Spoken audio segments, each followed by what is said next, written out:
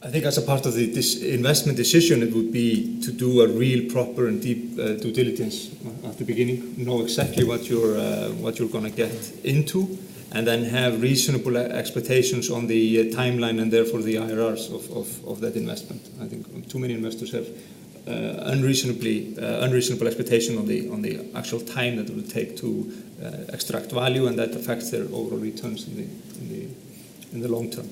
Okay, so make sure that you know what the returns are going to be, and you're expecting a genuine timeline for how long it's going to take. Yes. So you've got a reasonable assumption of that.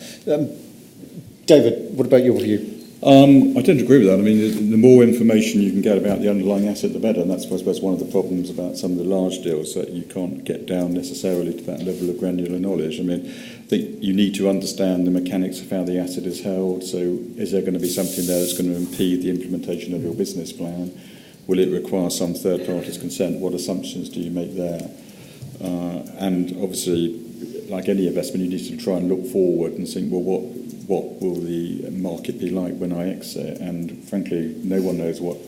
That's a lot harder analysis now than it was a few years ago, because no one really knows what the market's going to be like in 3 years' time. Okay, good, thank you. Tassos? I thought you were going to give me $500,000, in which case... I can give you $500,000 if you'd like. I would have put a couple of banks in the region. Would you? With that money, no. What you need to do to make money in that region is have asset management skills, have access to capital, and have imagination together with JV experience. If you have those three things, the banks will speak to you and the opportunities can be unlocked. Okay, good, thank you. Ben? Don't be scared of enforcement. Really understand what your options are. You might surprise yourself that there's an opportunity in the package that you've got and with the jurisdictions in which you might be able to take some action. Great, thank you. And thank you to the panel. Thank you.